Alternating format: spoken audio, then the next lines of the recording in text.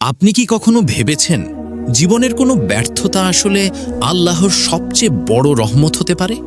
আজকের গল্পটি শেষ পর্যন্ত শুনুন, হয়তো আপনার জীবন সম্পর্কে দৃষ্টিভঙ্গি বদলে যাবে। একটি ছোট গ্রামের এক যুবক ছিল। তার জীবনে একের পর এক কষ্ট আসছিল। যে কাজই শুরু করত, কোনো না কোনো কারণে তা ভেঙে যেত। অনেক স্বপ্ন ছিল তার, কিন্তু সবকিছু যেন হাতছাড়া হয়ে যাচ্ছিল। একদিন সে একটি গুরুত্বপূর্ণ কাজে শহরে যাওয়ার সিদ্ধান্ত নিল।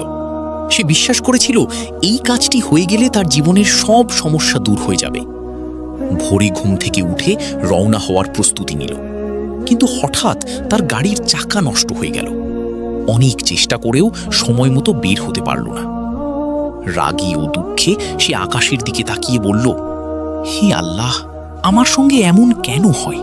আমি তো শুধু একটু ভালো থাকতে চেয়েছিলাম। মন খারাপ করে সে বাড়িতেই থেকে গেল। কয়েক ঘন্টা পর খবর এলো যে রাস্তা দিয়ে তার যাওয়ার কথা ছিল, সেখানে একটি ভয়াবহ দুর্ঘটনা ঘটেছে। অনেক মানুষ আহত হয়েছে।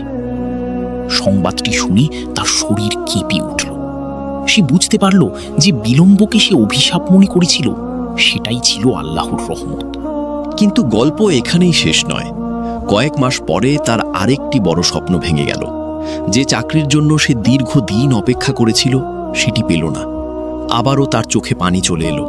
সে ভাবল, আল্লাহ আমার দোয়া কবুল করছেন না। তবুও সে নামাজ ছাড়ল না, দোয়া ছাড়ল না। কিছুদিন পর এমন একটি সুযোগ তার সামনে এলো, যা আগের চাকরির চেয়েও অনেক ভালো ছিল। শুধু আয় বেশি নয়, সেখানে তার দিন, পরিবার ও মানসিক শান্তি সবকিছু রক্ষা করা সম্ভব ছিল। সেদিন সে উপলব্ধি করল, আল্লাহ যখন কিছু কেড়ে নেন, তখন অনেক সময় তার চেয়েও উত্তম কিছু দেওয়ার জন্যই কেড়ে নেন। বছর কয়েক পরে সে জীবনের দিকে ফিরে তাকালো। যে ঘটনাগুলো একসময় তাকে কাঁদিয়েছিল, আজ সে বুঝতে পারল সেগুলোই ছিল তার জীবনের সবচেয়ে বড় রহমত। যে দরজাগুলো বন্ধ হয়েছিল, সেগুলোর পিছনে ছিল ক্ষতি। যে পথগুলো থেমে গিয়েছিল, সেগুলোর শেষে ছিল বিপদ। আর যে অপেক্ষাগুলো তাকে কষ্ট দিয়েছিল, সেগুলোর মধ্যেই ছিল আল্লাহর দয়া। তখন তার হৃদয় থেকে একটি কথাই বের হলো, হে আল্লাহ, আমি যখন বুঝতে পারিনি, তখনও আপনি আমার জন্য সবচেয়ে উত্তম সিদ্ধান্ত নিয়েছেন। আমি যখন হতাশ হয়েছি, তখনও আপনি আমাকে দেখেছেন। আমি যখন ভেবেছি আপনি আমার দোয়া শুনছেন না, তখনও আপনি আমার জন্য এমন কিছু প্রস্তুত করছিলেন যা আমার কল্পনারও বাইরে।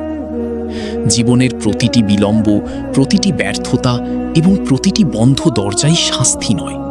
অনেক সময় সেগুলো আল্লাহর রহমত ও দয়ার অংশ। আমরা আজ যা বুঝতে পারি না, হয়তো একদিন বুঝব। আল্লাহ আমাদের জন্য যা পরিকল্পনা করেন, তা সবসময়ই আমাদের নিজের পরিকল্পনার চেয়ে উত্তম।